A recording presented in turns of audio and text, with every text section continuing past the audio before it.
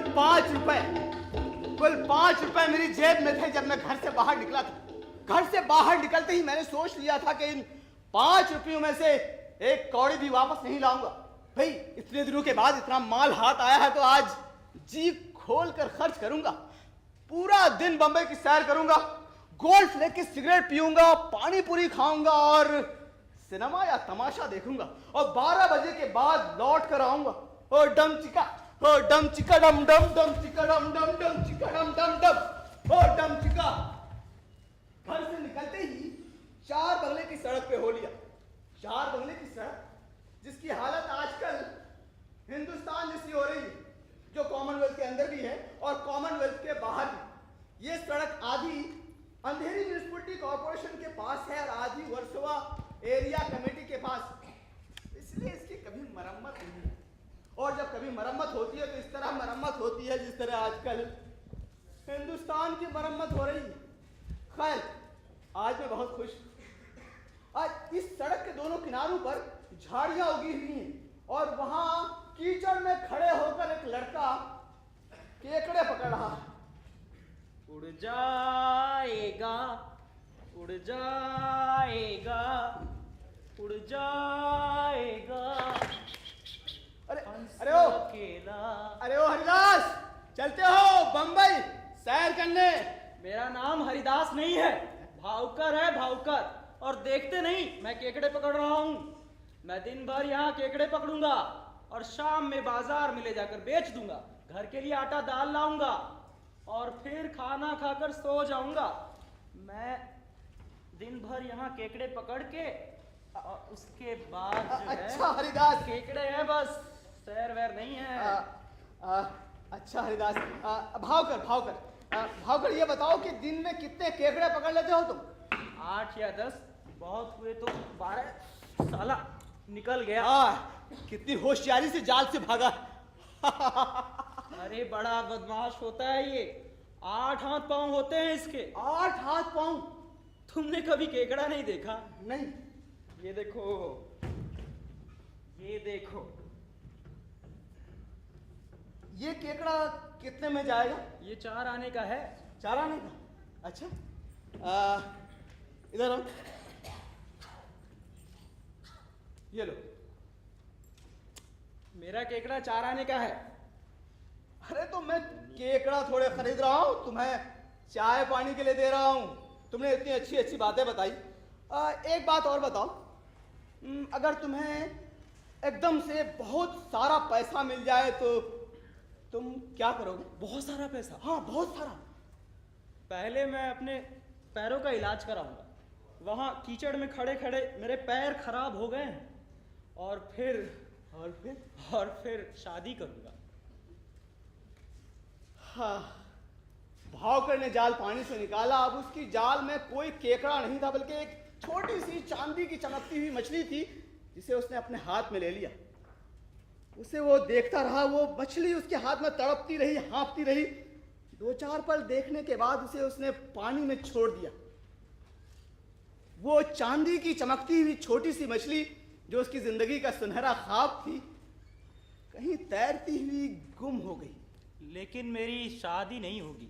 क्यों भाई, शादी क्यों नहीं होगी? अब तो आजादी आ गई। ये आजादी तो आसमान में उड़ते हुए बादलों की तरह है।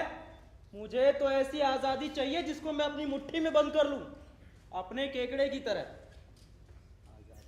उसी वक्त मुझे ख्याल आया कि काउजी जहांगीर हॉल में भावकर का एक लेक्चर रखूं और हिंदुस्तान के बड़े बड़े लीडरों को वहां बुलवाऊं और पूछूं कि बताओ, आवाम आजादी की असलियत को जानती है या नहीं? उड़ जाएगा हंस अकेला, उड़ जाएगा हंस अकेला, उड़ जाएगा हंस अकेला, उड़ जाएगा। रोके रोके रुके, रुक!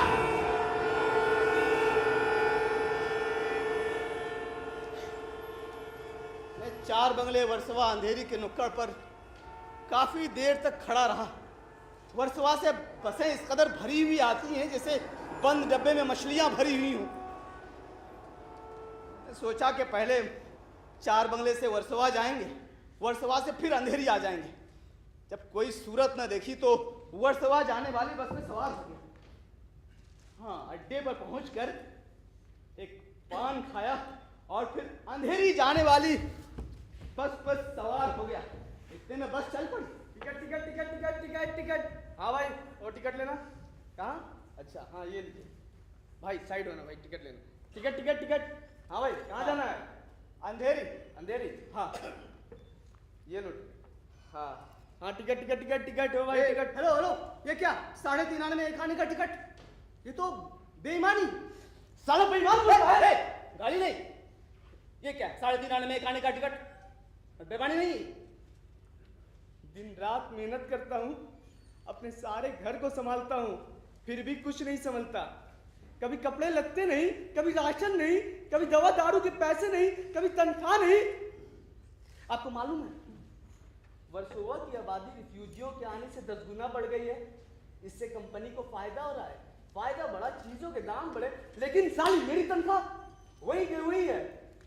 सुबह से लेकर रात के 10:30 बजे तक इस बस पे खड़ा रहता हूँ, इसकी छत देखता रहता हूँ। 1 आने, 2 आने, 2.5 आने, 3.5 आने का टिकट काटता हूँ। यही मेरी जिंदगी का चक्कर है। और अगर आप ये कहना छोड़ देना,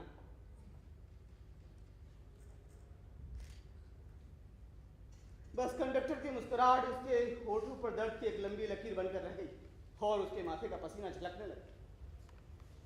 अंधेरी पहुंचे तो चर्च गेट जाने के लिए 5 आने का एक टिकट खरीदा। यहाँ पर भी अगर बस कंडक्टर की तरह रेलगाड़ी में कोई आदमी होता तो जरूर कोई गोलमाल करता। मुझे 1 आने का टिकट देकर 4 आने अपने पास रख लेता और मुझे सीधा चर्च गेट पहुंचा देता। इस बेईमान समाज में ईमानदारी वहीं बढ़ती जाती है जहां बेईमानी की गुंजाइश न हो। ये सोचकर मुंह का मजा बदलने के लिए मैंने एक पान खाया, 1 आने में 2 गोल्ड फ्लेक्स सिगरेट लिए। हाँ, स्टेशन के पास बड़े उम्दा आम रखे हुए थे।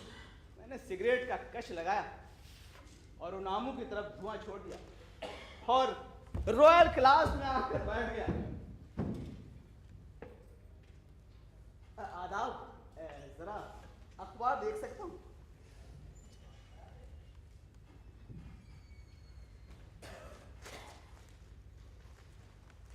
जी शुक्रिया।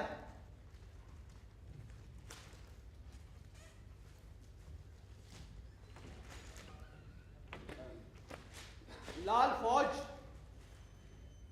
लाल मुल्क, लाल खतरा। जनाब, इस अखबार के हर सफे, हर कॉलम में लाल फौज, लाल मुल्क और लाल खतरे का जिक्र है। क्या ख्याल है आपका? ये सरमायादारों के अखबार ही सबसे ज्यादा कम्युनिस्टों का प्रोपेगेंडा करते हैं। क्यों, क्या ख्याल है आपका? क्यों जी, ये शंघाई के बाद लाल सेना आगे कहाँ जाती है? ये अखबार क्या कहता है? क्या कह रहे हैं आप? शंघाई के बाद हाँ। ये लाल सेना आगे कहाँ जाती है? ये अखबार क्या कहता है? क्यों, तुम लाल बावटे वाले हो क्या? मैं मजदूर हूँ। लीजिए, मजदूर है, हिंदुस्तान में रहते हैं और चीन की लाल फौज के बारे में मुझसे दरियाफ्त कर रहे हैं। क्यों भाई, क्या सरोकार है आपका? क्योंकि मैं मजदूर हूँ। अरे वाह, तो सुनिए, लाल फौज शंघाई से आगे आगे वो फुचाओ तक पहुंच गई है। हाँ, डम चिक्का डम डम, ओ हो डम चिक्का डम डम। ये क्या बकवास है? जी बकवास नहीं है जनाब, आज मैं बहुत खुश हूँ। भाई, जब मैं खुश होता हूँ तो सीधे कहता हूँ लाल बावटे की जय हो। ठीक है, लाल बावटे की जय हो। लाल बावटे की जय हो।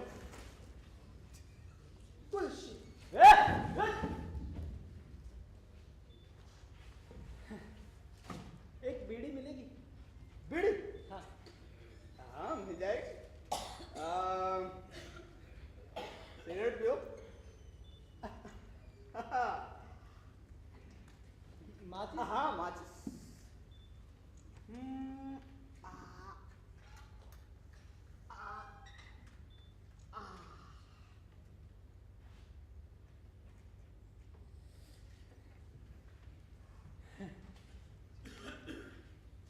तुम भले आदमी मालूम होते हो, तुम्हारे साथ खूब निभेगी।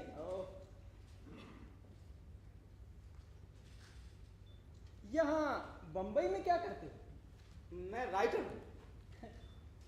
लेखक? हाँ हाँ, लेखक। फिर तो बड़ी बुरी ही हालत होगी तुम्हारी। क्यों भाई, क्यों बुरी हालत? भाई जब तक रोटी नहीं मिलेगी ये किताब कौन पढ़ेगा? तुम कोई मजदूरी क्यों नहीं कर लेते? ये भी तो एक किस्म की मजदूरी ही है। ना ना ना ना, मेरा मतलब इस तरह की मजदूरी से नहीं। जैसे कि मैं बंबई सेंट्रल पर कुलीगिरी करता हूँ, बोझा उठाता हूँ, मेहनत करता हूँ और दूसरे मजदूरों में बेदारी फैलाता हूँ। ये मेरे हाथ का निशान देख रहे हो? हाँ हाँ हाँ हाँ। और ये मेरे जबड़े का निशान? हाँ। ये सब ट्रेड यूनियन की लड़ाई के तमगे हैं। तुम तो काफी मजबूत दिखाई देते हो। अब तो कुछ भी नहीं रहा, पहले मैं बहुत तगड़ा था, अब तो चोटें खा खा कर जिस्म अंदर से खोखला हो गया। अब कभी लड़ता हूँ, चीखता हूँ या नारे लगाता हूँ तो कनपटियां दुखने लग जाती हैं, चेहरे का रंग उड़ जाता है। और वो डॉक्टर वो कहता है दूध पियो, बादाम खाओ 6 महीने तक। अब उस उल्लू को कौन समझाए कि ये पूंजीपतियों का समाज है, यहाँ दूध और बादाम हम जैसों की पहुंच से बाहर है।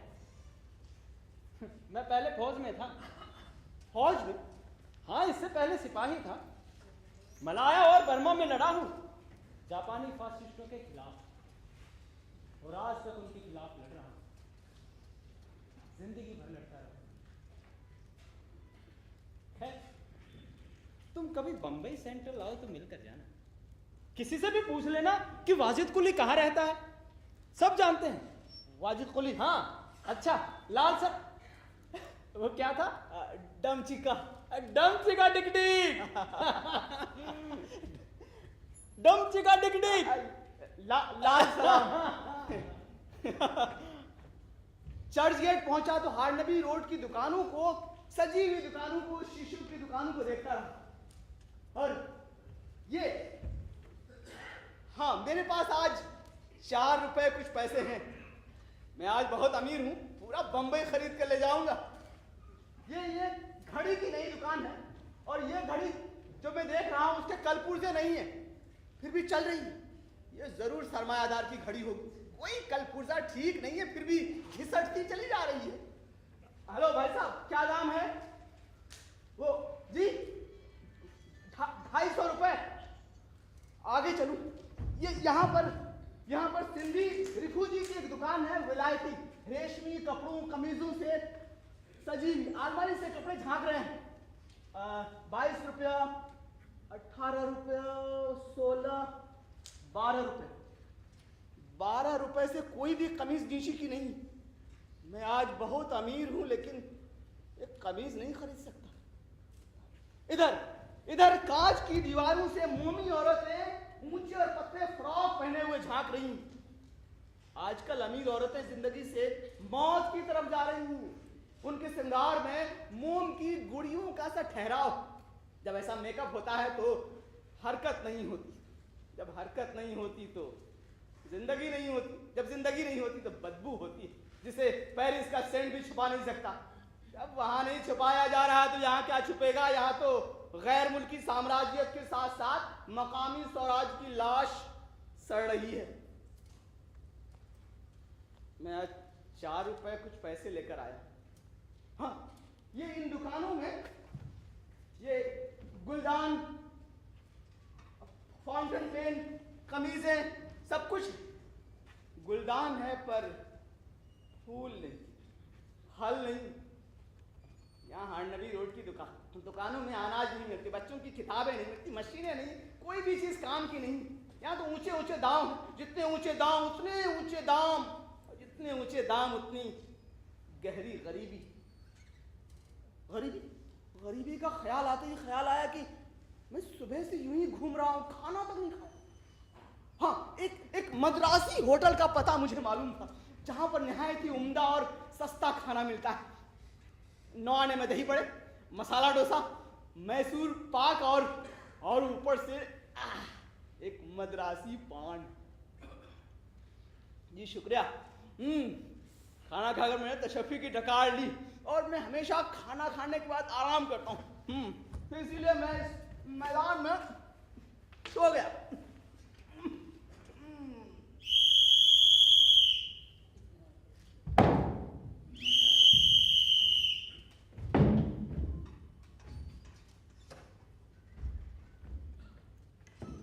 ओए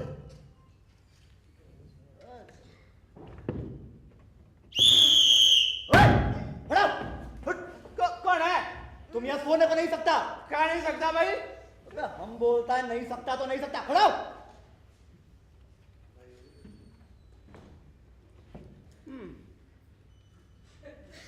अब सोने से ऊपर सकता है कि नहीं सकता? हाँ हाँ सकता है सकता है। सो जाओ सो जाओ सो जाओ। सुनो, हाँ तुम्हारा यहाँ कितना घंटा ड्यूटी है? अभी जनाब हम यहाँ 2 क्लॉक और हैं। 2 क्लॉक? हाँ। मैं 2 क्लॉक इधर सोता है। हाँ। और सुनो, वो पेड़ के नीचे जाकर चौकीदारी करो।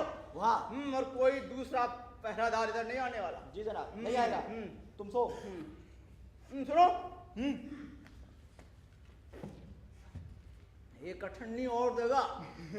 सो जनाब तुम सो। हम आता है 2 घंटे बाद आता है। ए भाग यहाँ से। जनाब सो रहा है। भाग।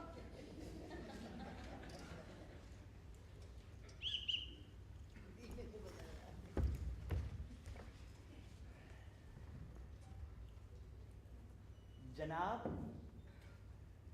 जनाब उठिए जनाब। हमारा हमारा ड्यूटी पूरा हो गया। Thank you. शाबाश। अच्छा जनाब चलता है। चलो चलो। चले जनाब।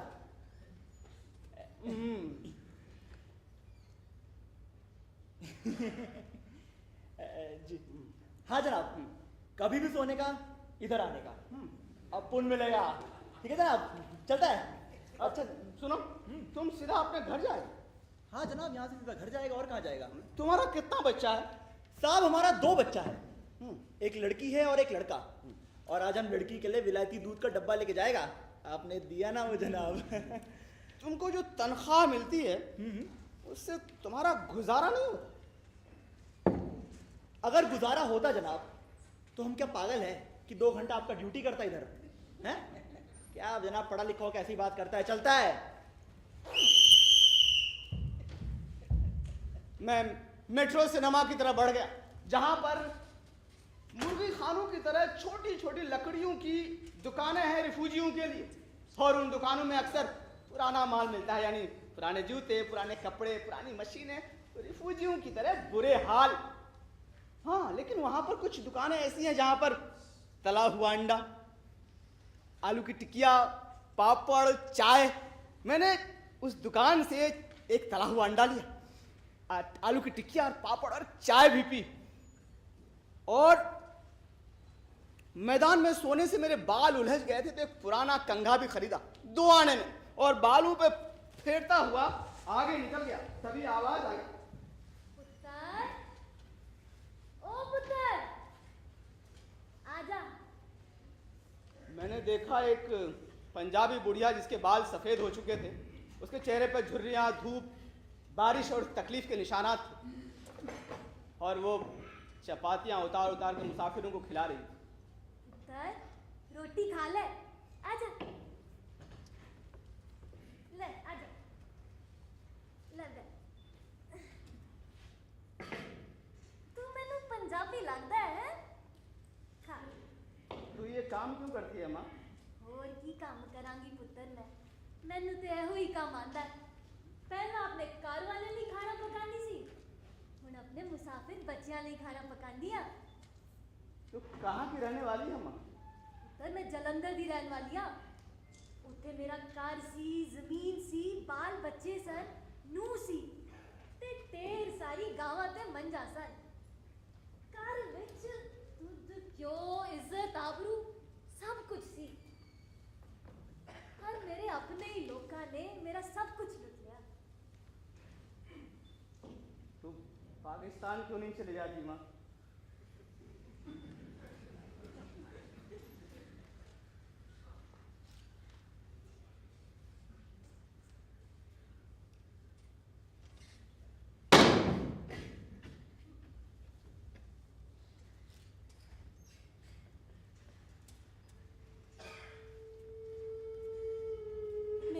ਭੱਜਿਆ ਦੀ ਕਬਰਾਂ ਜਲੰਧਰ ਦੇ ਉਸੇ ਚੌਕ ਤੇ ਨੇ ਜਿੱਥੇ ਮੇਰੇ ਘਰ ਵਾਲਿਆਂ ਨੂੰ ਜ਼ਿੰਦਾ ਜਲਾ ਦਿੱਤਾ ਸੀ। ਮੇਰੀ ਨੂੰਹ ਦੀ ਅਸਮਤ ਅੱਜ ਵੀ ਹਿੰਦੁਸਤਾਨ ਵਿੱਚ ਰੋ ਰਹੀ ਹੈ। ਮੇਰੀ ਲੜਾਈ ਤੇ ਆਪਣੇ ਹੀ ਲੋਕਾਂ ਤੋਂ ਹੈ। ਮੈਂ ਇੱਥੇ ਹੀ ਲੜਾਂਗੀ ਤੇ ਇੱਥੇ ਹੀ ਮਾਰਾਂਗੀ। ਜੇ ਮੈਂ ਪੀਰਾ ਦਿੱਤੇ ਹੀ ਆਣਾ ਤੇ ਇੱਕ ਵਾਰੀ ਜਲੰਧਰ ਜ਼ਰੂਰ ਵਾਪਸ ਆਵਾਂਗੀ। ਇੱਕ ਵਾਰੀ ਇੱਥੇ ਹੀ ਲੜਾਂਗੀ, ਇੱਥੇ ਹੀ ਮਾਰਾਂਗੀ, ਇੱਥੇ ਹੀ ਲੜਾਂਗੀ।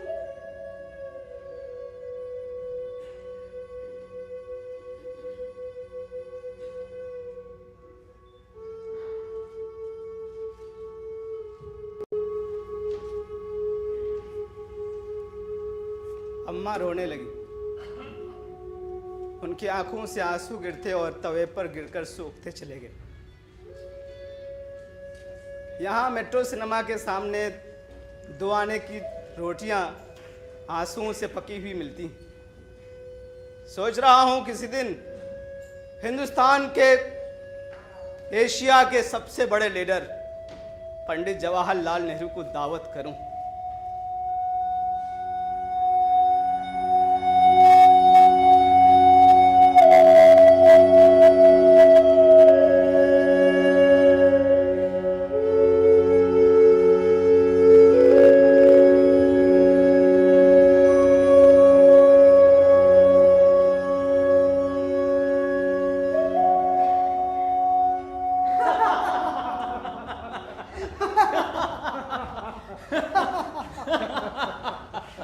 यहाँ मेट्रो सिनेमा के बाहर भड़कीली पोशाकें पहने नीम मुरिया औरतें नजर आ रही और ये हजरात इन औरतों को इस तरह घूर रहे हैं जैसे इन्हें दांतों तले चबा जाएंगे।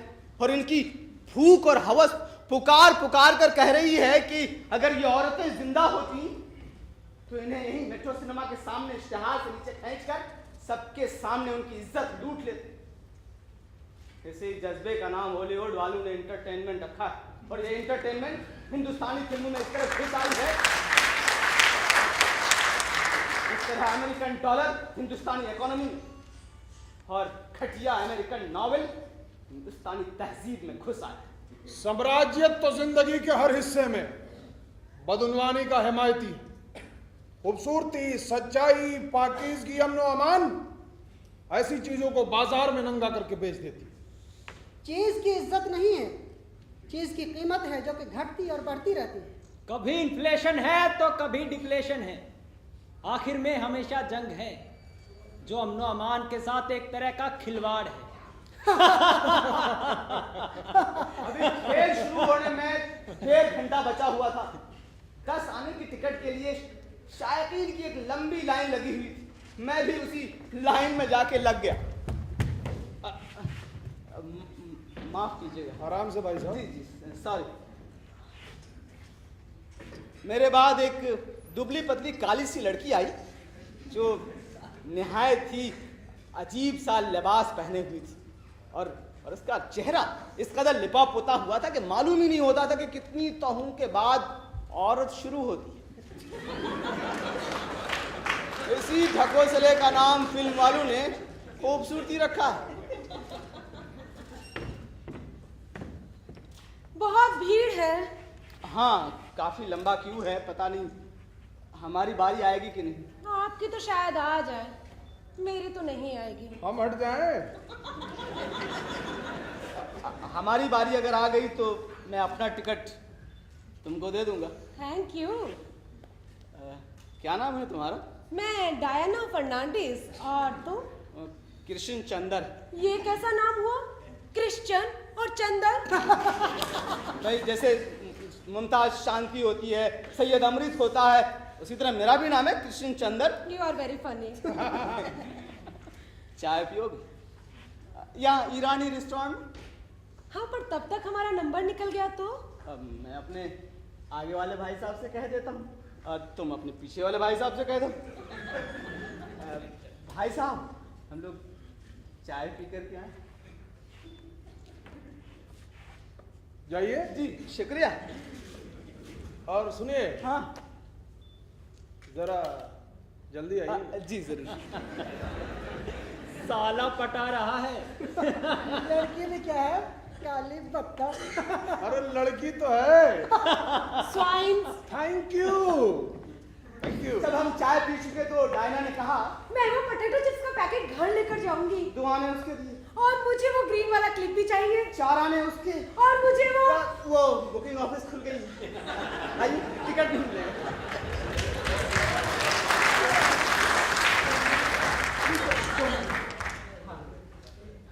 जब हम टिकट लेकर सिनेमा के अंदर दाखिल हुए तो डायना ने मेरे साथ कुछ इस तरह का बर्ताव किया जैसे मैं सचमुच उसे पटा रहा हूँ। Americans are so romantic. जी, अमेरिकन्स। पर I am an Indian. You are very funny. जी, सिनेमा देखकर जब हम बाहर निकले तो डायना ने कहा, अब हम कहाँ जाएंगे? कहीं नहीं, तुम अपने घर जाओगी, मैं अपने घर जाऊंगी। कहाँ घर है तुम्हारा? कोलाबा में। चलो तुम्हें कुछ दूर छोड़ आते हैं, आओ आओ।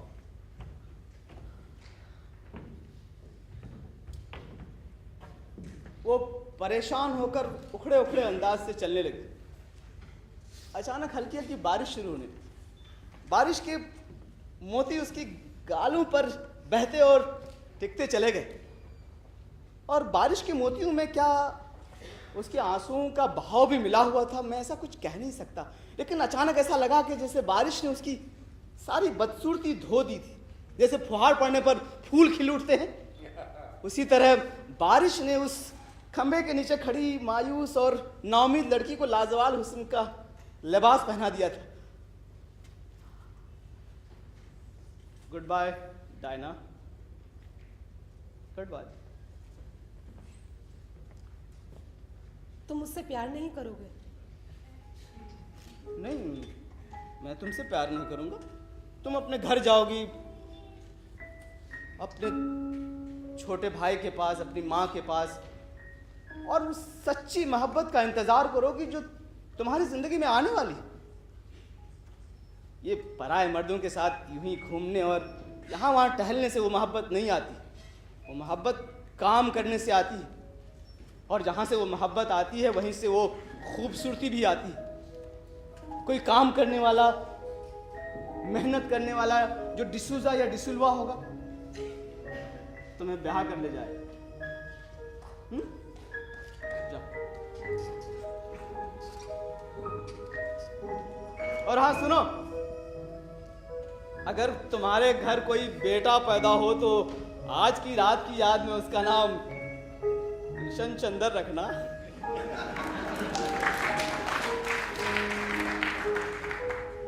Good bye Christian Chandra. Good night.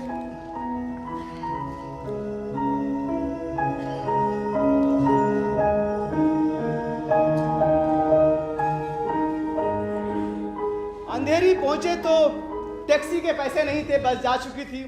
अरसा हुआ घोड़ा गाड़ी वाले भी 2 रुपए मांगते थे, हालांकि रास्ता लंबा नहीं था, रात हो चुकी थी, पैसा नहीं था, पैदल चलना पड़ा। इसलिए भाड़ा वीरा से शेरू वीरा तक सीटी बजाता हुआ आ गया। यहाँ तक कुछ घरों की आबादी आती है, इसलिए सीटी की आवाज इत्मीनान से निकलती रही। उसके बाद शेरू विला के बाद जो कब्रिस्तान का सन्नाटा शुरू हुआ तो सीटी की आवाज एकदम से बंद हो गई। कोई मुसाफिर नहीं, कोई मोटर गाड़ी नहीं, और सड़क के दोनों किनारों पे झाड़ियां उगी हुई थी। मैं खामोशी से चुपके चुपके मंदिर तक आ गया।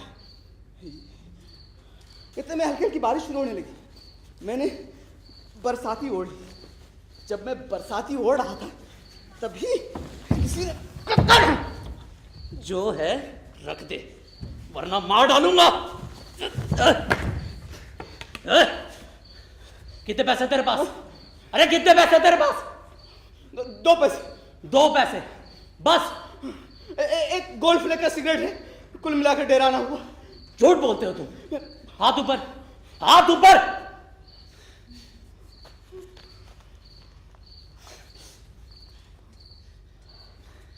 ये बरसाती उतारो, ये बरसाती उतारो जल्दी। दे। मैंने बरसाती दे दी। उसने बरसाती ओढ़नी शुरू की। वो मुझसे ज्यादा ताकतवर था और उसके हाथ में एक मोटी सी सलाख थी। मुझे लगा कि शरीफों की तरह चलने में ही भलाई। सिगरेट पियोगे? क्या? सिगरेट पी लेंगे?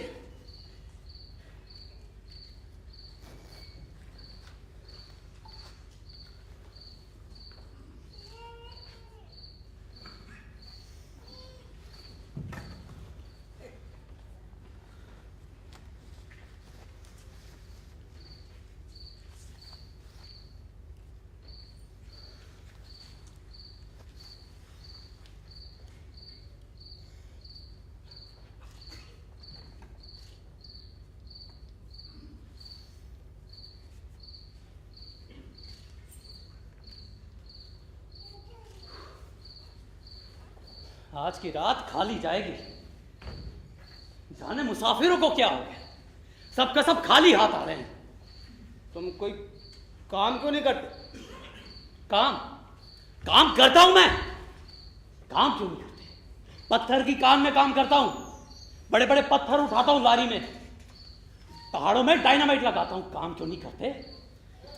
लेकिन उससे ना कुछ पल्ले नहीं पड़ता। कुंभा बड़ा है और तनख्वाह छोटी, इसीलिए ये काम करता हूं। कितना मिलता है इससे? तुम्हें क्या करना है? इनकम टैक्स वाले हो तुम? यूं ही पूछ रहा हूं। कभी 5, कभी 7, और हाँ, कभी कोई सेठ हाथ लग जाए ना तो 150 भी मिल जाते हैं। ये धंधा बुरा नहीं है।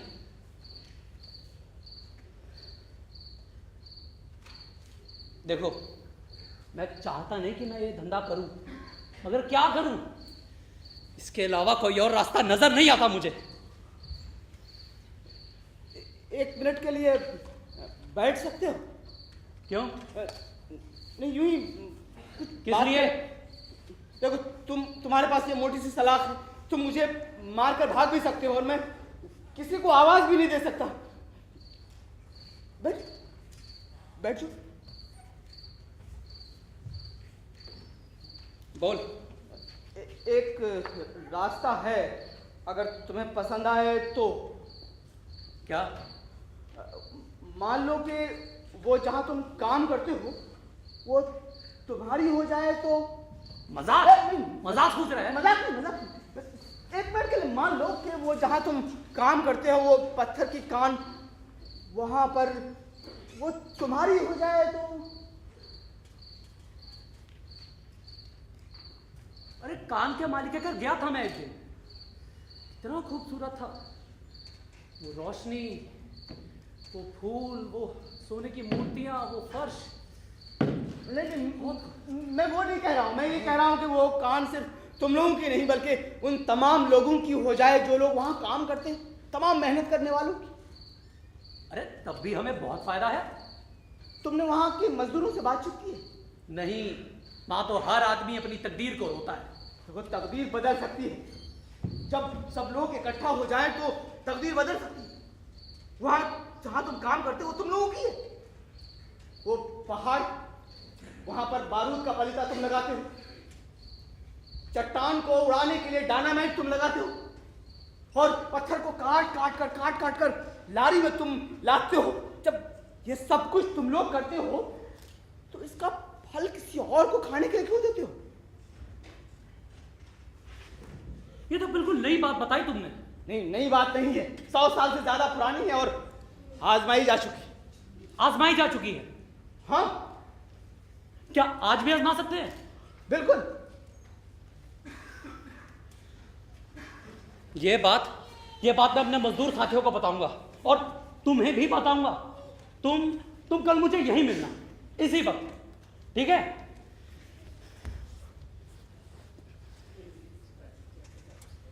ये तुम्हारे 2 पैसे।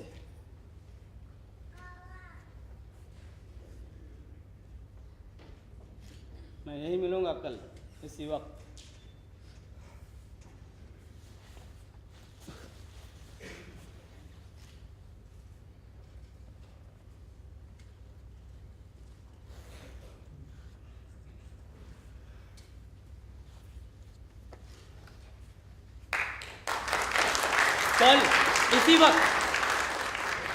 इसी वक्त और उसने उस मोटी सी सलाख को दूर भरे हुए पानी में फेंक दिया। जैसे कोई चीज पानी में डूबती है और दूसरी चीज उभर आती है, ऐसी ही हलचल हुई और वो बारिश में भीगता हुआ चला गया। कुल 5 रुपए थे मेरे पास जब मैं घर से बाहर निकला था। कुल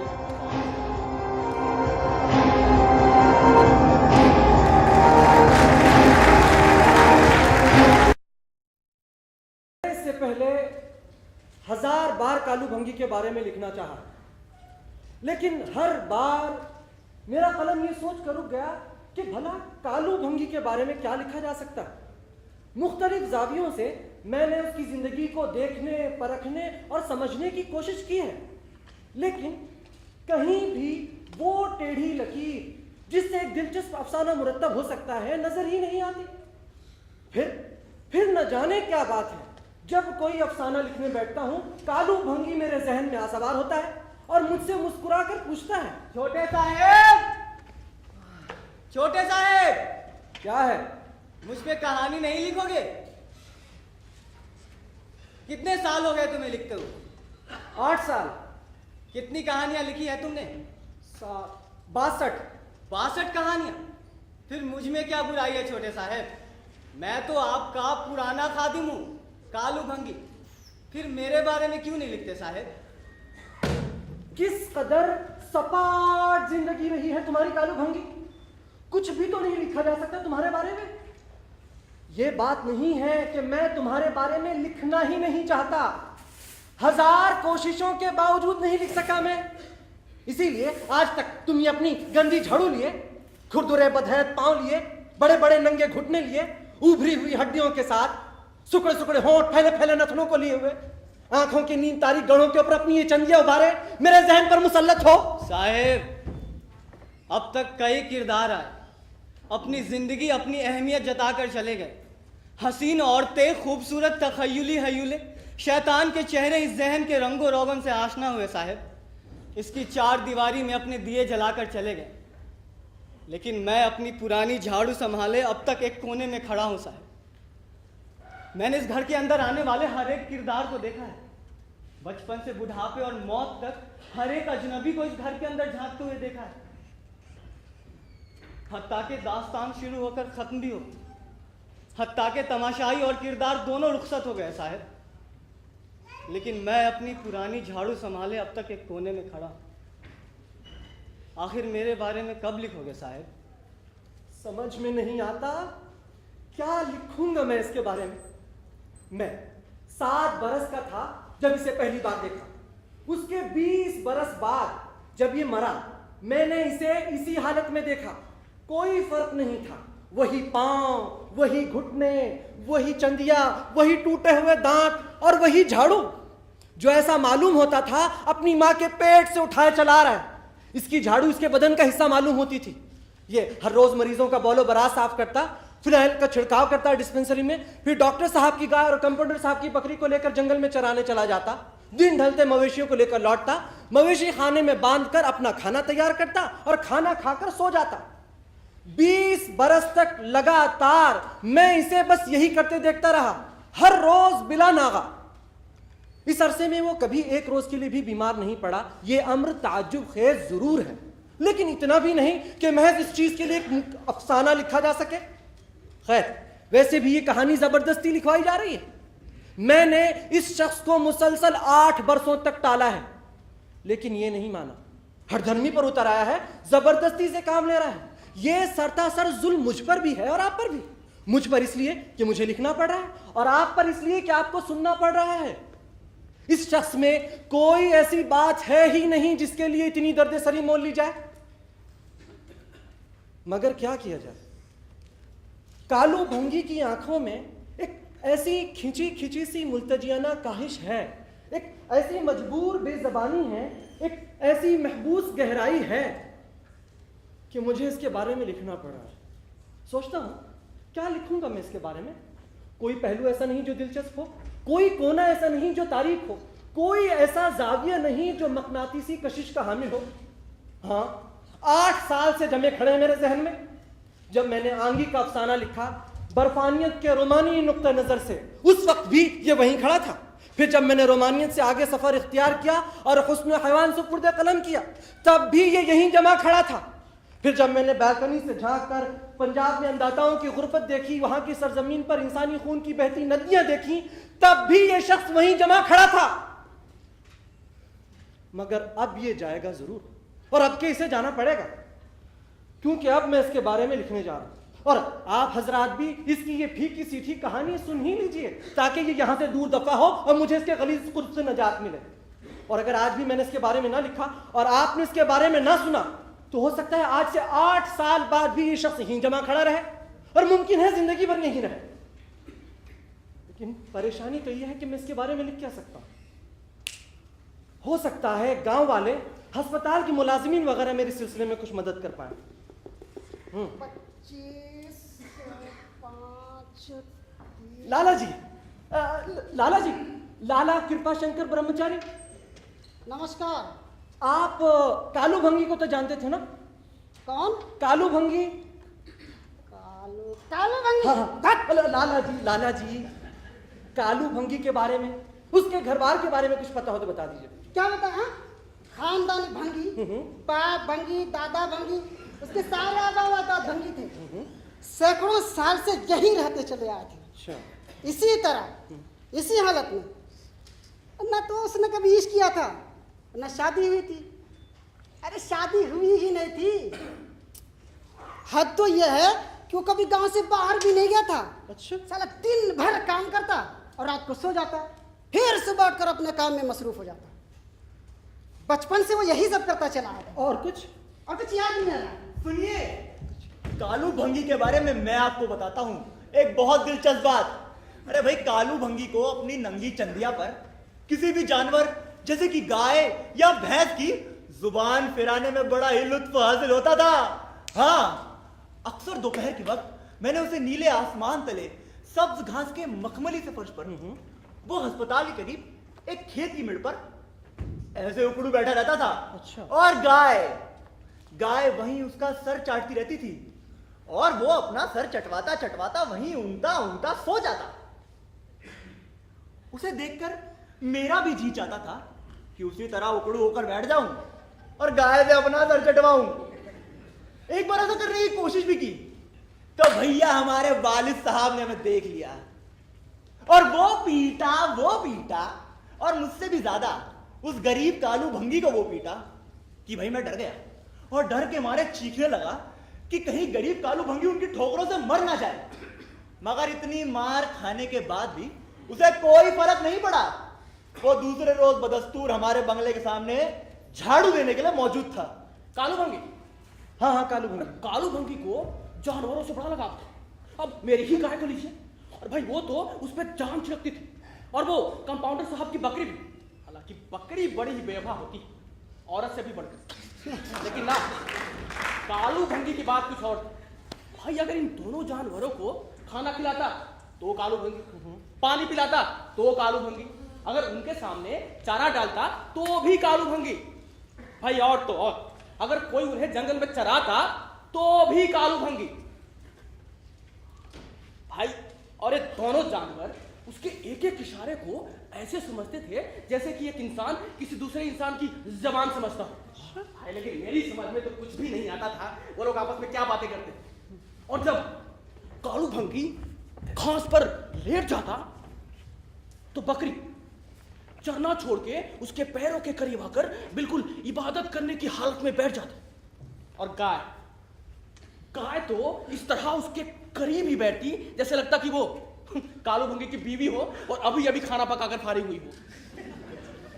भाई उसकी एक एक निगाह, उसके चेहरे के एक एक उतार चढ़ाव में एक सुकून भरा गिरहस्त अंदाज झलकता, और जब वो जुगाली करती तो ऐसा लगता कि एक बड़ी ही सुघड़ बीवी हाथ में करोशिया लिए कालू भंगी के लिए स्वेटर बुन रही हो। अरे इस गाय और बकरी के अलावा कालू भंगी के पास एक लंगड़ा कुत्ता भी था। है? अरे हाँ, लंगड़ा कुत्ता। अक्सर कालू भंगी उसकी तीमारदारी में लगा रहता। कभी तो उसे साबुन से नहलाता, कभी उसकी जचलियां हटाता और कभी तो उसे मक्की की रोटी का सूखा टुकड़ा देता खाने को। मगर वह कुत्ता बड़ा खुदगर्ज था। दिन में 2 मर्तबा कालू भंगी से मिलता, एक दोपहर को और एक शाम को। खाना खाता, घाव पर मरहम पट्टी करवाता और फिर चल देता। कहाँ? घूमने। इसके अलावा कालू भंगी का जंगल के हर जानवर, चरिंद परिंद से शनाशाई थी। तीतर, गुटारी, लाल चीरा, हर परिंदे की जुबान वह जानता था। इस लिहाज से तो वो राहुल शंकराचार्य से भी बड़ा पंडित था। कालू भंगी हाँ कालू भंगी। उड़ी बाबा वो तो खूबी मौजूदार भूता तैयार करता। एमनी हल्का हल्का आँच ते भूता जिसे भूटे को सालों से जानता हूँ। है रे एक क्या आगे बोलो। ऐसी नरमी और प्यार से पेश आता जैसे भूटा उसका कोई भाई हो। आरलुक भी भूटा भूनता था लेकिन उसमें वो बात नहीं थी। लेकिन वही भूटा कालू भोंगी के हाथ में पहुंच कर कुछ हो जाता। जब आग पर सेक कर भूटा तैयार होता, बिल्कुल नए नवेली दुल्हन की तरह। दुल्हन? है दुल्हन। शादी का जोड़ा पहने सुनहरा सुनहरा चमकने लगता। हमारा ख्याल में वो भूटे को अंदाजा हो जाता था कि कालू से कितना प्यार करता है। वरना बिना जुबान के वो वस्तु में कैसे वो प्यार, खूबसूरती कैसे आ सकती थी। हम कालू के भुट्टे बाड़े मासे से खाते। हम छुप छुप कर भुट्टा खाता। एक बार पकड़ा गया, बड़ी पिटाई हुई, बिशो कालू भी पिट गया। लेकिन अगले दिन वो झाड़ू लेके फिर हाथ धो गया बांगले के सामने। और कुछ? और बस कालू भंगी के बारे में और कोई दिलचस्प बात याद नहीं आ रही। आप सभी हजरात की इस ताउन के लिए बहुत बहुत शुक्रिया। जी सलाम। अब तो ऐसा मालूम होता है खुद कालू भंगी ही से मालूम करना पड़ेगा। कालू भंगी, कालू भंगी, तुम चाहते हो ना कि मैं तुम्हारे बारे में कहानी लिखूं? तो फिर अपनी जिंदगी से मुताल्लिक कोई खास बात हो तो मुझे बताओ। वो क्या साहब? कोई खास बात, अजीब, अनोखी, नहीं, कुछ भी। खैर तुम ये छोड़ो, तुम ये बताओ तुम तनख्वाह लेकर क्या करते हो? तनख्वाह लेकर क्या करता हूँ साहब? तनख्वाह लेकर क्या करते हो? साहब कुल 8 रुपए तनख्वाह मिलते हैं मुझे, जिसमें से 4 रुपए का आटा लाता हूँ, 1 रुपए का नमक, 1 रुपए का तंबाकू, 8 आने की चाय, 4 आने का गुड़ और 4 आने का मसाला। कितना हो गया साहब? 7 रुपए। हाँ 7 रुपए। और 1 रुपए महीने बनिए को देता हूँ, उससे कपड़े सिलवाने के लिए उधार लेता हूँ ना साहब। साल में 2 जोड़े चाहिए। और साहब बड़े मालिक तनख्वाह में 1 रुपया बढ़ा देते तो बड़ा मजा आता। वो कैसे? साहब 1 रुपये का घी लाता और मक्की के पराठा खाता साहब। कभी पराठे नहीं खाए ना साहब, बड़ा जी चाहता है पराठे खाने का। अब आप ही बताइए, इन 8 रुपयों पर कोई अफसाना लिखे तो क्या लिखे? खैर कालू भंगी, और साहब तुमने ब्याह नहीं किया? नहीं साहब। क्यों? अब साहब इस पूरे इलाके में दूर दूर तक कोई दूसरा भंगी नहीं है, इकलौता मैं ही भंगी हूँ। फिर मुझसे कौन ब्याह करता साहब? तुम्हारा जी नहीं चाहता कालू भंगी? क्या साहब? इश्क करने के लिए जी नहीं चाहता तुम्हारा? शायद तुमने कभी किसी से मोहब्बत की होगी, जब भी तुमने आज तक शादी नहीं की। साहब इश्क मोहब्बत क्या होता है? अरे औरतों से लोग इश्क करते हैं। औरत से इश्क कैसे करते हैं साहब? हाँ शादी के बारे में सुना है, बड़े लोग इश्क भी कर लेते होंगे साहब, लेकिन मेरे समझ में वो कुछ नहीं आ रहा जो कुछ आप कह रहे हैं। और जहाँ तक मेरी शादी की बात है वो तो मैंने आपको बता ही दी। कैसे होती मेरी शादी आप बताइए। तुम्हें अफसोस नहीं है कालू भंगी? किस बात का साहब? तुम जाओ। और कुछ साहब? इतना बहुत है। कहानी लिख दोगे ना साहब? हाँ हाँ लिख देंगे। हाँ साहब। 8 साल हुए, कालू भंगी मर गया। वो जो कभी बीमार नहीं पड़ा था, अचानक ऐसा बीमार पड़ा कि फिर कभी बिस्तर अलालत से नहीं उठा। उसे अस्पताल में मरीज रखवा दिया था। वो एक अलग वार्ड में रहता था। एक चपरासी उसके लिए खाना रखा था और एक कंपाउंडर उसके मुंह में दूर से दवा उंडेल देता। अस्पताल में वो अपने बर्तन खुद साफ करता है, अपना बिस्तर खुद लगाता है, अपना बोलो बरात खुद साफ करता है। और जब वो मर गया तो उसकी लाश को पुलिस वालों ने ठिकाने लगा दिया, क्योंकि उसका कोई वारिस नहीं। वो हमारे यहाँ 20 साल से रहता था, लेकिन हम उसके रिश्तेदार नहीं थे, इसलिए जब वो मरा उसकी आखिरी तनख्वाह सरकार ने जब्त कर ली, क्योंकि उसका कोई वारिस नहीं था। जब वो मरा उस दिन भी कोई खास बात ना हुई। हर रोज की तरह अस्पताल खुला, डॉक्टर ने नुस्खे लिखे, कंपाउंडर ने तैयार किए, मरीजों ने दवा ली और घर लौट गए। हर रोज की तरह अस्पताल बंद हुआ। मैं भी घर लौटा, खाना खाया, रेडियो सुना और लिहाज छोड़ कर सो गया। सवेरे उठे तो पता चला कि पुलिस वालों ने अजराहे करम कालू भंगी की लाश को ठिकाने लगा दिया। इस पर डॉक्टर साहब की गाय और कंपाउंडर साहब की बकरी ने 2 दिन तक न कुछ खाया न कुछ पिया। वार्ड के बाहर खड़ी खड़ी चिल्लाती रही। जानवरों की जात थी ना आप पे। अरे तू फिर झाड़ू लेकर आ पहुंचा। आखिर तू चाहता क्या है, बता। क्यों भाई? अब तो मैंने सब कुछ लिख दिया तुम्हारे बारे में, वो सब कुछ जो मैं तुम्हारी बाबत जानता हूं। एक मिनट, एक सेकंड। हाँ, तुम्हारा नाम कालू, पेशा भंगी, कभी इस इलाके से बाहर नहीं गए, शादी नहीं की, इश्क नहीं लड़ाया, जिंदगी में कोई हंगामी बात नहीं हुई। फिर मैं तुम्हारे बारे में और क्या लिख सकता हूं? और क्या लिखूं? तुम्हारी तनख्वाह 8 रुपए, 4 रुपए का आटा, 1 रुपए का नमक, 1 रुपए का तंबाकू, 8 आने की चाय, 4 आने का गुड़, 4 आने का मसाला, 7 रुपए और 8वां रुपये बनिए का। हो गए 8 रुपए। 8 रुपए में अफसाना नहीं होता मियाँ। आजकल तो 25, 50, 100 में अफसाना नहीं होता, तो 8 रुपए में तो शर्तिया कोई कहानी हो ही नहीं सकती। फिर मैं तुम्हारे बारे में और क्या लिख सकता हूँ कालू भंगी? अब हाँ, खिलजी ही को लो। खिलजी? हाँ हाँ खिलजी, अस्पताल में कंपाउंडर है, 32 रुपए तनख्वाह पाता है। खिलजी।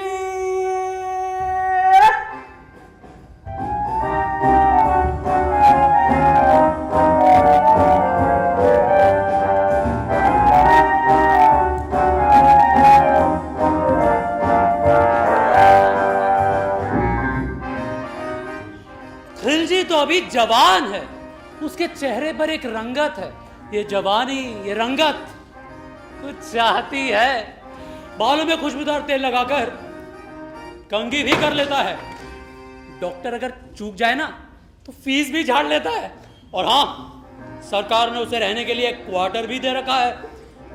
और तो और खूबसूरत मरीजाओं से इश्क भी कर लेता है। खिलजी की कहानी तो आपने सुनी होगी? नहीं सुनी? अरे अरे अरे अरे अरे अरे अरे नूरा जो भीतर से आई थी, 16-17 साल की अल्लड़ जवानी, मगर बड़ी बेवकूफ थी। गांव के 2 नौजवानों को एक साथ दिल दे बैठी थी। जब नंबरदार का लड़का सामने आ जाता तो उसकी हो जाती, और जब पटवारी का भूत सामने आता तो उसका दिल उधर मुड़ने लगता। जब नंबरदार की लड़की का दिल धड़कता तो नूरा का दिल धड़कता, और जब पटवारी के पूत का दिल धड़कता तो भी नूरा का दिल धड़कता।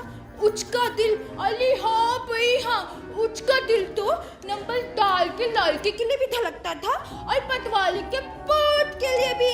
नंबरदार का लड़का, पटवारी का लड़का, नंबरदार का लड़का, पटवारी का लड़का, नंबरदार, पटवारी, नंबरदार, पटवारी, ना मत, ना मत। वो दोनों को जुबान दे चुकी थी। हाँ। दोनों से शादी करने का इकरार कर चुकी थी। हाँ। दोनों पे मर मिटी थी। हैं? और फिर अंजाम ये हुआ कि वो दोनों लड़के आपस में लड़ते लड़ते लहू लुहान हो गए।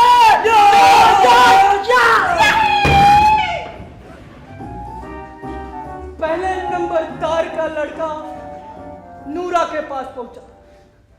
उसने अपनी छुरी से नूरा का कत्ल करना चाहा और नूरा के बाजू पर और फिर पटवारी का पूत आया, उसने नूरा की जान नहीं चाहिए और उसके पैरों पे घाव दिए।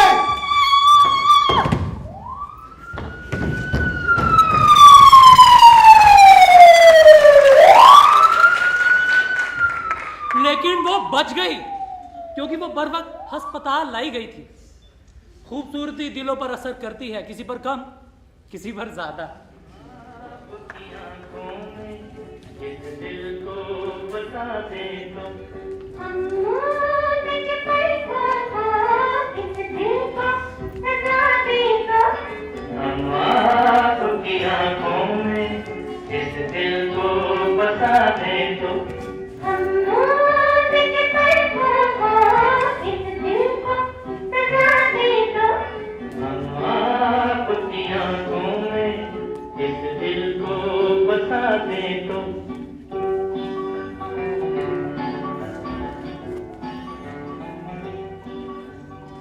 खूबसूरती दिलों पर असर करती है, किसी पर कम, किसी पर ज्यादा।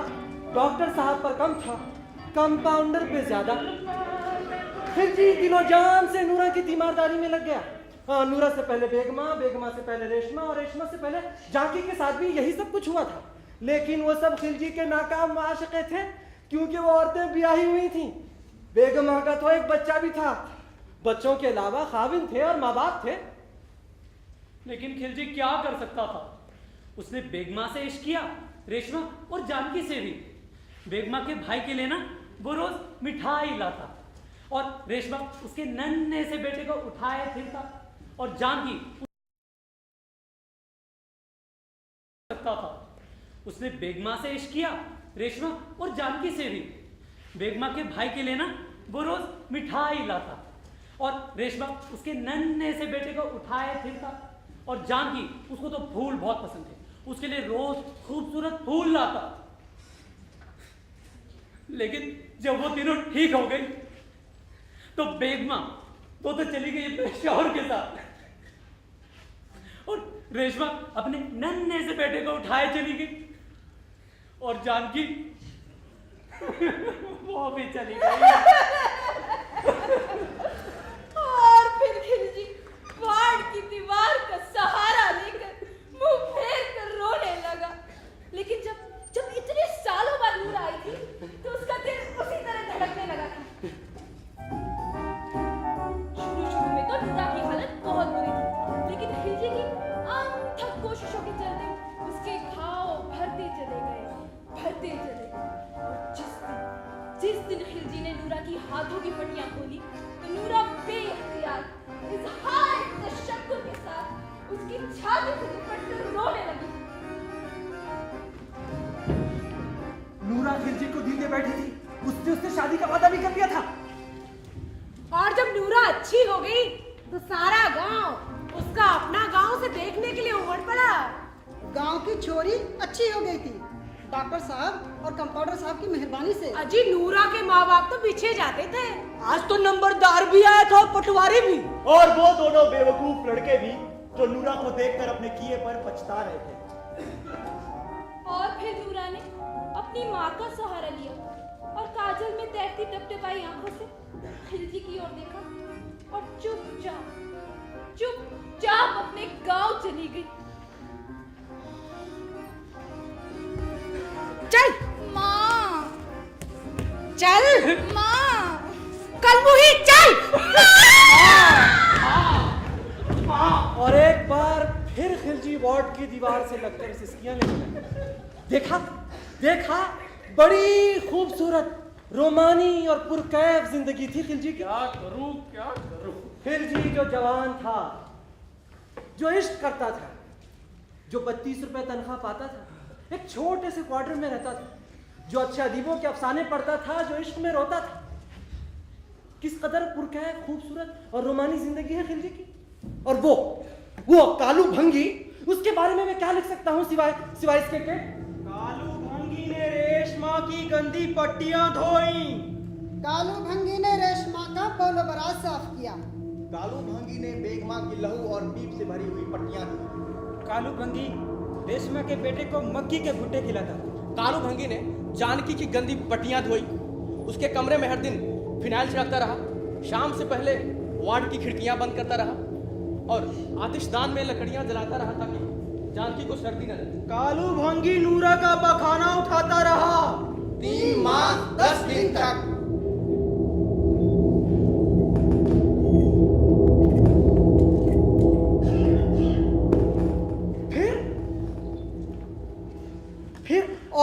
लिखूं मैं तुम्हारे बारे में कालू भंगी? अरे सब कुछ तो लिख दिया, वो जो मैं तुम्हारे बारे में जानता हूं, जो कुछ तुम रहे हो।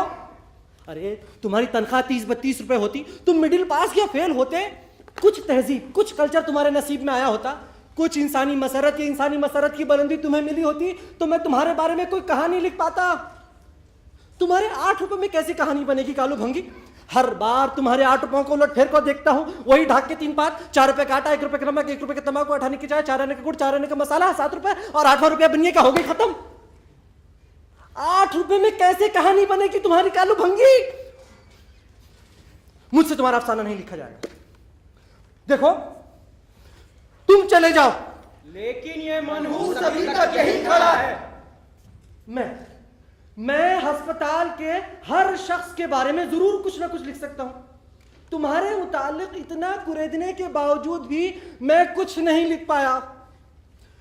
तुमने मुझे बहुत सता लिया कालू भंगी, खुदा के लिए यहां से चले जाओ। ये जाएगा नहीं, दिमाग पर सवार रहेगा, अपनी गंदी झाड़ू लिए खड़ा रहेगा।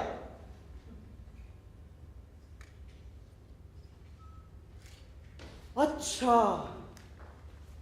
अब समझा, तू 8 रुपए में अपनी वो कहानी सुनना चाहता है जो हुई नहीं है लेकिन हो सकती थी। मैं तेरे पैरों से शुरू करता हूं। तू चाहता है कि तेरे गंदे गलीज पैरों को कोई धो धो कर साफ कर दे, उनकी गलाजत दूर कर दे, उनकी बयाइयों पर मरहम लगाए। ये चाहता है इसके इर्द गिर्द एक 4 दीवारी कायम कर दी जाए जिसमें इसकी बीवी राज करे और इसके छोटे छोटे बच्चे उसमें कह लगाते फिरें। और जब तुम गाय के नीचे बैठकर अपना सर चटवाते हो ना, तुम अपने तखय्युल में अपनी बीवी को देख रहे होते हो जो तुम्हारी घनेरी जुल्फों में अपना हाथ सहला रही है। और हाँ, तुम जिस मोहब्बत और शफ़क़त से मुझे भुट्टा खिलाया करते थे ना, अपने तखय्युल की पहनाइयों में उस छोटे से बच्चे को देख रहे होते थे जो तुम्हारा बेटा नहीं है, जो कभी इस दुनिया में नहीं आया और नहीं आएगा, लेकिन तुमने उससे एक शफीक बाप की तरह मोहब्बत की है। और जब इसे ये सब कुछ चीजें नहीं मिली ना, सब लोगों से हटकर उस कोने में जा खड़ा हुआ और हैरत से अपनी चंदियां खुजलाने लगा और इसकी उंगलियां गिनने लगी। 1 2 3 4 5 6 7 8 8 रुपए में तुम्हारी वो कहानी जो हो सकती थी लेकिन नहीं हुई, मैं जानता हूं। मैं एक अफसाना निगार हूं, मैं एक कहानी गढ़ सकता हूं, एक इंसान नहीं गढ़ सकता। इसके लिए मैं अकेला नाकाफी हूं। इसके लिए अफसाना निगार, उसका पढ़ने वाला, डॉक्टर, कंपाउंडर, पटवारी, नंबरदार, हाकिम, सियासतदान, मजदूर, किसान, लाखों करोड़ों लोगों की इकट्ठी मदद की जरूरत है। मैं अकेला कुछ नहीं कर पाऊंगा। जब तक हम सब लोग मिलकर ये काम नहीं करेंगे, ये काम नहीं होगा। और तुम अपनी ये गंदी झाड़ू लिए मेरे जहन पर मुसल्लत रहोगे और मैं कोई अजीम अफसाना जिसमें इंसानियत की मसरत की मुकम्मल झलक आ जाए नहीं लिख पाऊंगा।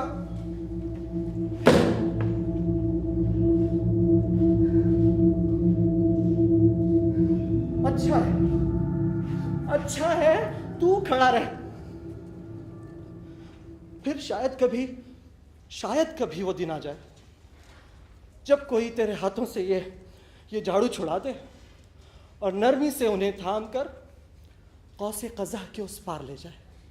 शायद कभी वो दिन आ जाए कि कोई तुझसे तेरी झाड़ू छुड़ा दे और तेरे हाथों को नरमी से थाम कर कौसे कज़ा के उस पार ले जाए।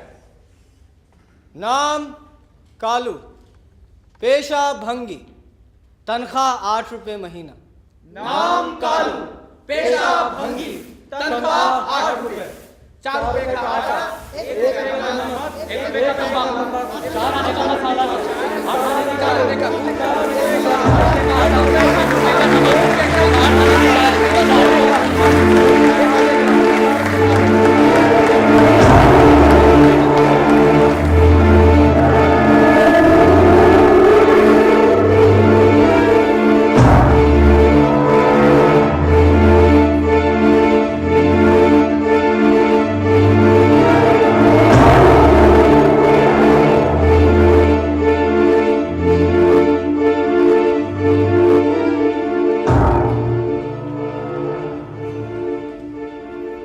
महालक्ष्मी पुल के इस तरफ महालक्ष्मी जी का एक मंदिर है। लोग इसे रेस कोर्स भी कहते हैं।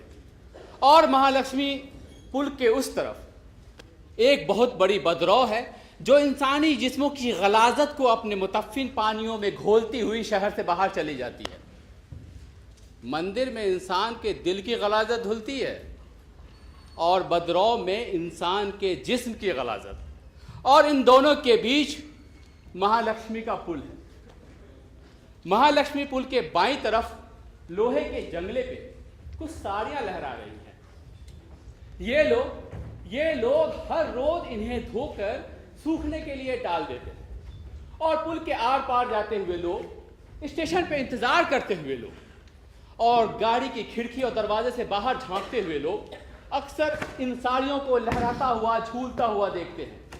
वो इनके मुख्तलिफ रंगों को देखते हैं, भूरा, गहरा भूरा, नीला, मटमैला, करमजी भूरा।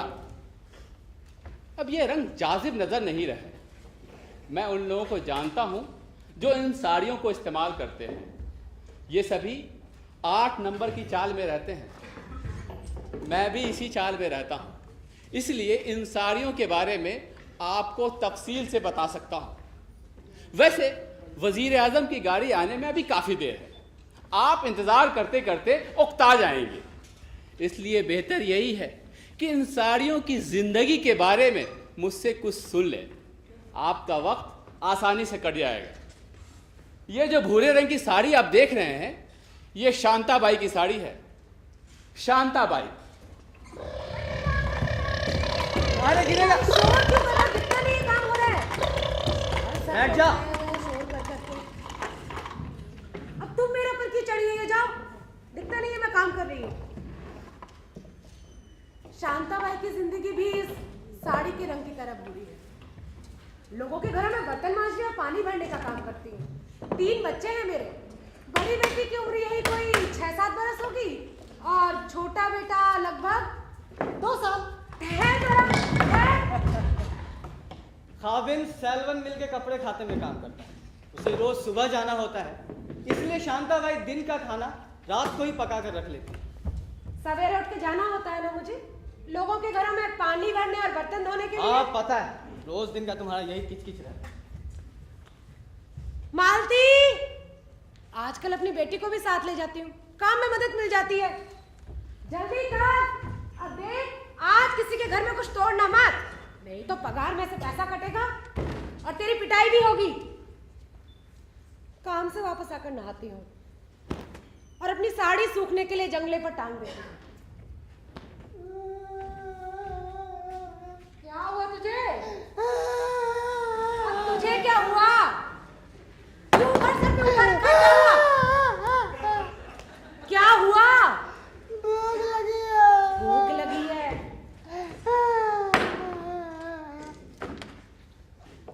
ये ले। इतनी मेहनत से कमाते हैं, खाना फेंकता है, शर्म नहीं आती? दिन रात लोगों के घर में काम कर करके। अरे क्यों रुला रही है? चुप हो जा। एक तो दिन भर रोते रहता है, ऊपर से तुम मार मार के इसे रुलाती रहती है। रोता इसलिए नहीं है कि मैं मारती हूँ, रोता इसलिए कि इसे भूख लगी है। तो खाना क्यों नहीं देती इसे?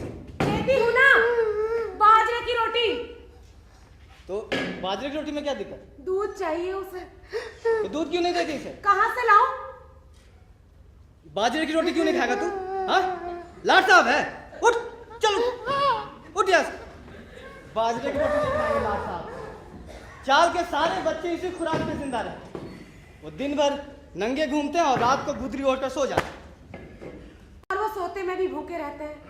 और जब तुम्हारी तरह बड़े हो जाते हैं तो सारा दिन यही खुश्क बाजरा और ठंडा पानी पीकर काम करते हैं।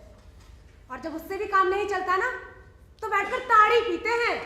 हाँ, ताड़ी पीकर ये धमक कुछ वक्त के लिए जायल हो जाती है, लेकिन आदमी हमेशा ताड़ी नहीं पी सकता। 1 दिन पिएगा, 2 दिन पिएगा, तीसरे दिन की ताड़ी के लिए पैसे कहाँ से लाए? आखिर खोली के किराए देने हैं, राशन का खर्च, तेल है, पानी है, और तुम्हारी भूरी साड़ी भी तो है जो हर 6-7वें महीने तार तार हो जाती, कभी 6-7 महीने से ज्यादा नहीं टिकती। ये मिल वाले भी 5 रुपए 4 आने में कैसी रद्दी और निकम्मी साड़ी देते हैं। 6वें महीने जो तार तार होना शुरू होती है तो 7वें महीने बड़ी मुश्किल से सी के जोड़ के टाके लगाकर काम देती है, और फिर वही 5 रुपए 4 आने खर्च करने पड़ते हैं, और आ जाती है फिर से वही भूरे रंग की साड़ी। अरे भूरा रंग तो तुम्हें बड़ा पसंद है शांता। मैला जो देर से होता है, लोगों के घरों में बर्तन धोने होते हैं, 4थी 5वीं मंजिल तक पानी चढ़ाना होता है, भूरा नहीं तो क्या शौक गुलाबी और बसंती रंग पहनूंगी। इतनी बेवकूफ नहीं हूँ, 3 बच्चों की माँ जो हूँ। कौन कहता है बेवकूफ तुझे? 3 बच्चों की माँ जो है,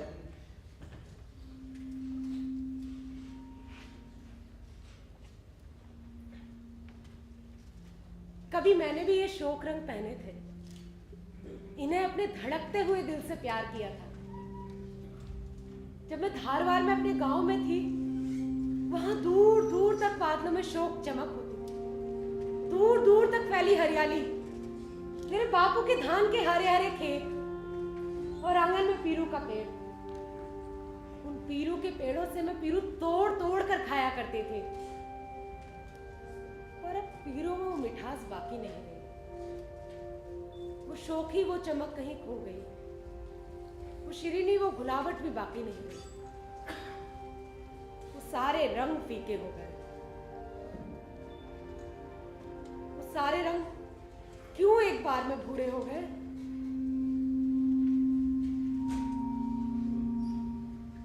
शांता भाई कभी बर्तन मांजते मांजते, खाना पकाते, अपनी बूढ़ी साड़ी को पुल के जंगले पर लाकर डालते ये सोचा करती है कि उसकी बूढ़ी साड़ी से पानी के कतरे आंसुओं की तरह रेल की पटरी पर बहते जाते हैं, और दूर से देखने वाले लोग एक भूरे रंग की बदसूरत औरत को पुल के जंगले पर अपनी बूढ़ी साड़ी को फैलाते हुए देखते हैं, और तभी दूसरे ही पल गाड़ी पुल के नीचे से गुजर जाती है।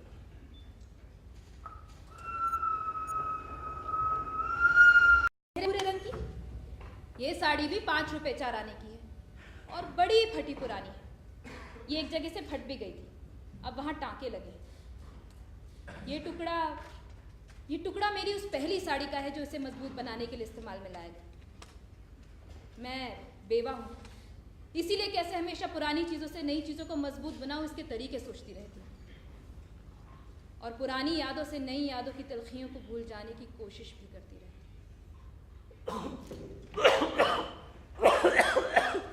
जीवना,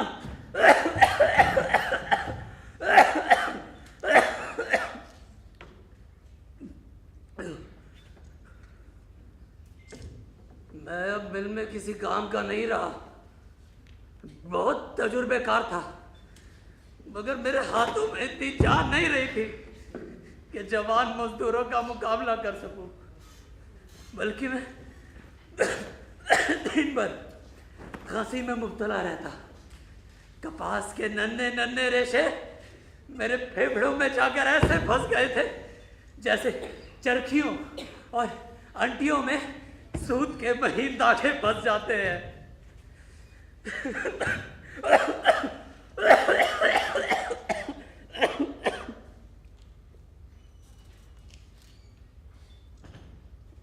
इसके 6 महीने बाद डूडू मर गया। मुझे उसके मरने का बड़ा गम था।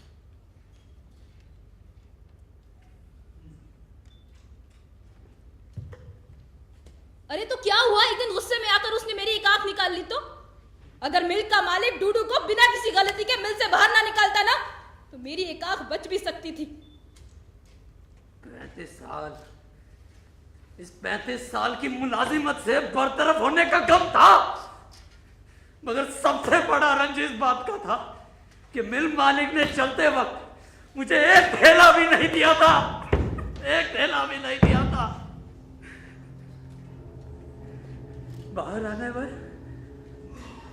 आने पर मुझे महसूस हुआ, और अपना नंबरी कार्ड पीछे छोड़ाने पर मुझे एक धचका सा लगा। ऐसा लगा 35 सालों में किसी ने मेरा सारा खून, मेरा सारा रंग, मेरा सारा रस चूस लिया, और मुझे बेकार समझकर कूड़े करकट के ढेर में फेंक दिया। मुझे बेकार समझकर कूड़े करकट के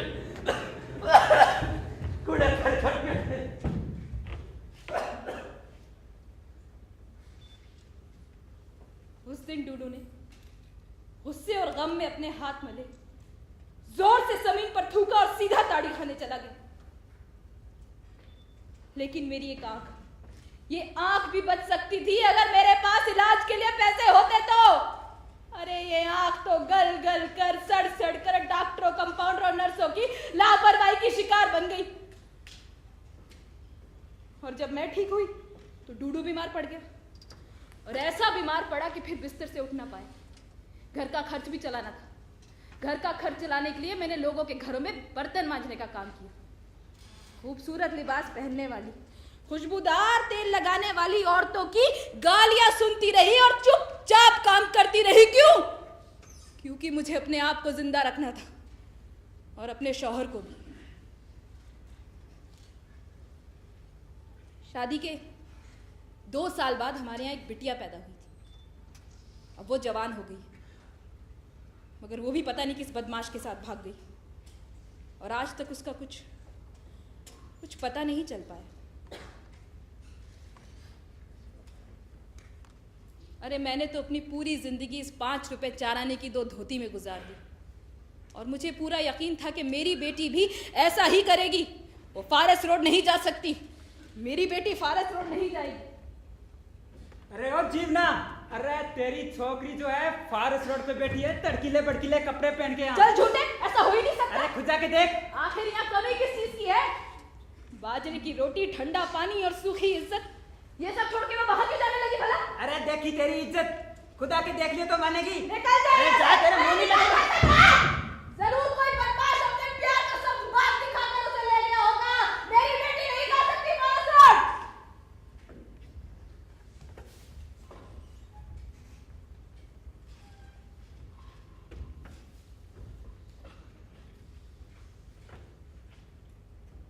माँ,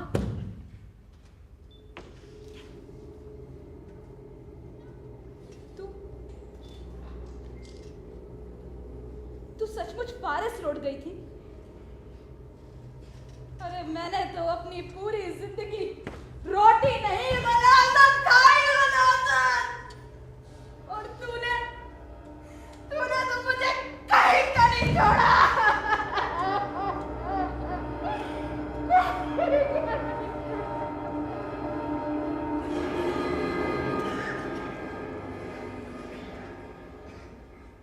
और जीवना को उसी लम्हे में एहसास हुआ कि वो जगह जहां उसका शौहर जिंदगी भर काम करता रहा, वो जगह जहां उसकी आंख अंधी हो गई, और वो जगह जहां उसकी बेटी अपनी दुकान से जाकर बैठ गई, एक बहुत बड़ा अंधा कारखाना है जहां पर कोई जालिम जाबिर हाथ इंसानी जिस्मों को लिए किसी गंदे का रस निकालने वाली मशीन में ठूसा जाता हो, और दूसरे हाथ से उन्हें तरोड़ मरोड़ कर दूसरी ओर फेंक दिया जाता।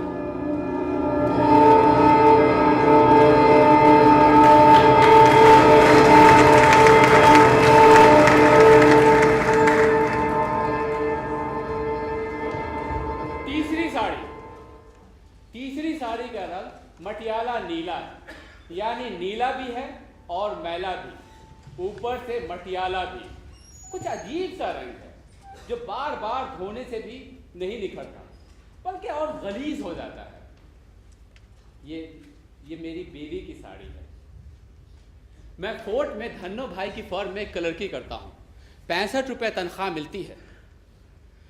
सेवन मिल और बक्सरिया मिल के मजदूरों को भी यही तनख्वाह मिलती है, इसलिए उनके साथ ही मैं 8 नंबर की चाल में रहता हूँ।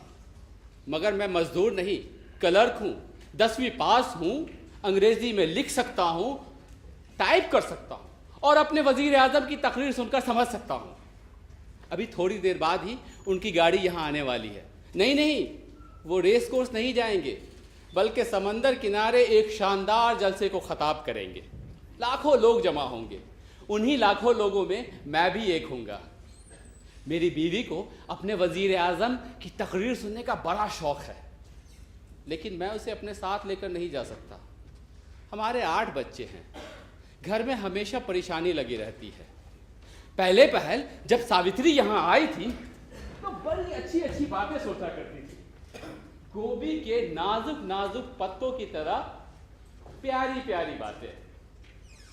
जब वो मुस्कुराती तो सिनेमा की तस्वीर की तरह खूबसूरत नजर आती, मगर वो मुस्कुराहट न जाने अब कहाँ चली गई है। उसकी जगह मुस्तकिल त्योरी ने ले ली है। जरा सी बात पर बच्चों को बेतहाशा पीटना शुरू कर देती। मैं कुछ भी कहूँ, कैसे भी कहूँ, कितनी लजाजत से कहूँ, मुझे काट खाने को दौड़ती है। पता नहीं सावित्री को क्या हो गया है, पता नहीं मुझे क्या हो गया है। दफ्तर में सेठ की गालियां खाता हूं और घर में बीवी की गालियां, फिर भी खामोश रहता हूं। कभी कभी सोचता हूं शायद सावित्री को एक नई साड़ी की जरूरत है। सिर्फ एक नई साड़ी ही क्यों, एक नए घर, एक नए चेहरे, एक नए माहौल, एक नई जिंदगी की जरूरत है। मगर अब इन बातों को सोचने से क्या होता है। अब तो आज़ादी आ गई है और हमारे वजीर आज़म ने तो ये कह भी दिया है कि इस नस्ल को, यानी हम लोगों को, इस जिंदगी में कभी आराम नहीं मिलने वाला। जब ये बात मैंने अपनी बीवी को बताई तो वो गुस्से से आग बबूला हो गई। उसने गुस्से में चिमटा उठाया, मेरे सर पर दे मारा।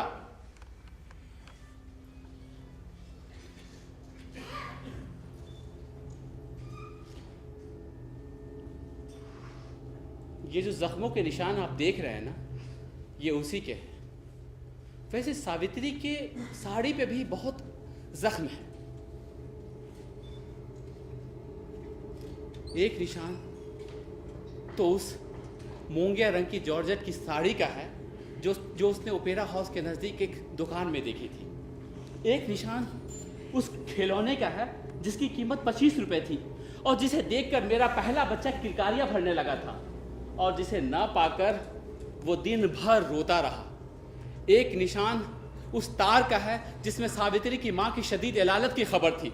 सावित्री जबलपुर जाना चाहती थी, लेकिन मैं लाख कोशिश के बावजूद किसी से रुपये उधार नहीं ले सका और सावित्री जबलपुर नहीं जा सकी। एक निशान उस तार का है जिसमें सावित्री की मां की मौत का जिक्र था। एक निशान, मैं किस किस निशान का जिक्र करूं?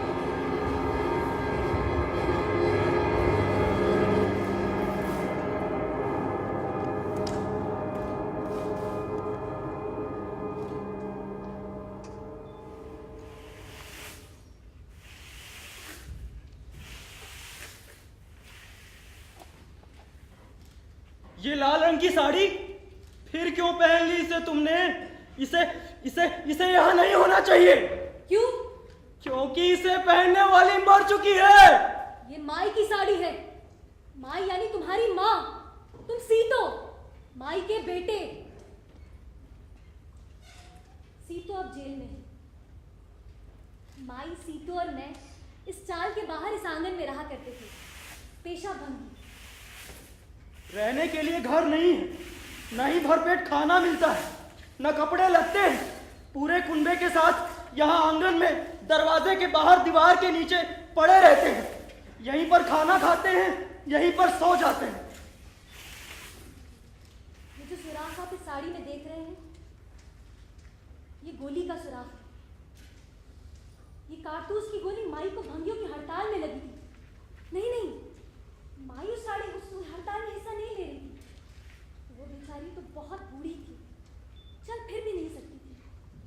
उस हड़ताल में तो सीतो और दूसरे भंगी शामिल थे। आप ही बताइए, हम क्या चाहते हैं? हम तो बस खोली का किराया मांगते हैं। जिंदगी गुजारने के लिए 2 वक्त की रोटी, कपड़ा और सर पर एक छत चाहते हैं। इसलिए ये हड़ताल की, और अब ये हड़ताल भी गैर कानूनी करार कर दी गई है। अब तो जुलूस निकालना ही होगा। जब जुलूस निकला तो इस चाल के सामने गोली चली। लोगों ने घबराकर अपने अपने दरवाजे बंद कर दिए। ऐसा लग रहा था जैसे गोली इधर से उधर से चारों ओर से चल रही है। कुछ देर बाद वहां बिल्कुल खामोशी छा गई। जब लोगों ने डरते डरते अपने दरवाजे खोले और बाहर झांका तो जुलूस बितर बितर हो चुका था और इस चाल के सामने एक बुढ़िया की लाश पड़ी थी।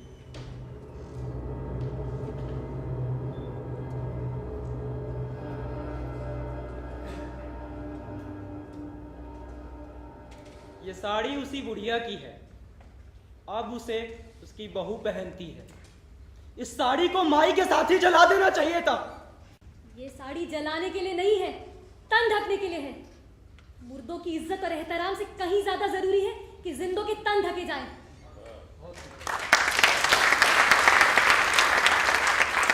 मैं ये साड़ी पहनूंगी, मैं ये साड़ी जरूर पहनूंगी।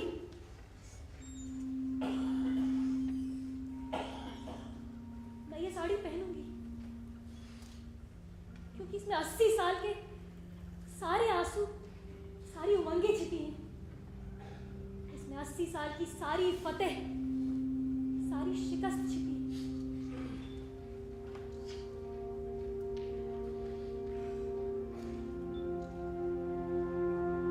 सीतों की बीवी फिर उसी हिम्मत से काम करने में लग गई जैसे कुछ हुआ ही नहीं। कहीं कोई गोली नहीं चली, कोई जेल नहीं गया। भंगन की झाड़ू उसी तरह चलने लगी।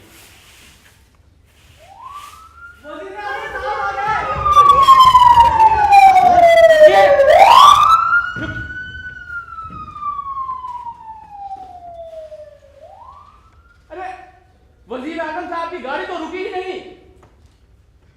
अरे मैं समझता था कि वजीर आजम साहब की गाड़ी यहां रुकेगी और दर्शन देने के लिए प्लेटफॉर्म पे थोड़ी देर के लिए टहलेंगे, मगर उनकी गाड़ी तो रुकी नहीं। और टहलते हुए शायद हवा में झूलती हुई इन साड़ियों को देख लेंगे जो महालक्ष्मी पुल के बाईं तरफ लटक रही हैं। ये साड़ियां जो हमारे प्यारे प्यारे बच्चों की के माओं की साड़ियां हैं। ये हिंदुस्तान की उन घरों को बनाने वाली औरतों की साड़ियां हैं जिन्हें हम हिंदुस्तान कहते हैं। ये हमारे प्यारे बच्चों की माएँ हैं, हमारे भोले भाइयों की अजीज बहनें हैं। ये हमारी मासूम मोहब्बत का गीत है। ये हमारी 5000 साल तहजीब का सबसे ऊंचा निशान है। वजीर आजम साहब, हवा में झूलती हुई ये साड़ियां तुमसे कुछ कहना चाहती है, तुमसे कुछ मांगती है। ये कोई बड़ी चीज, ये कोई बड़ा मुल्क, बड़ा ओहदा, बड़ी मोटर कार, कोई परमिट, कोई ठेका, कोई प्रॉपर्टी, ये ऐसी कोई चीज तुमसे नहीं मांगती। ये तो जिंदगी की छोटी छोटी चीजें तुमसे मांगती है। ये शांताबाई जो अपने बचपन की खोई हुई धनक तुमसे मांगती है। ये जीवनाबाई जो अपनी आंख की रोशनी और अपनी बेटी की इज्जत तुमसे मांगती है। ये सावित्री की साड़ी जिसके गीत मर चुके हैं और जिसके पास अपने बच्चे की पढ़ाई के लिए पैसे नहीं हैं। और ये बड़ी भंगन की लाल साड़ी जो बंदूक की गोली को हल की फाल में तब्दील कर देना चाहती है ताकि धरती से इंसान का लहू फूल बनकर खिल उठे और गंगम के सुनहरे खोशे हंसकर लहराने लगे। लेकिन वजीर आजम साहब की गाड़ी तो यहां रुकी नहीं और वो तकरीर करने के लिए चौपाटी चले गए।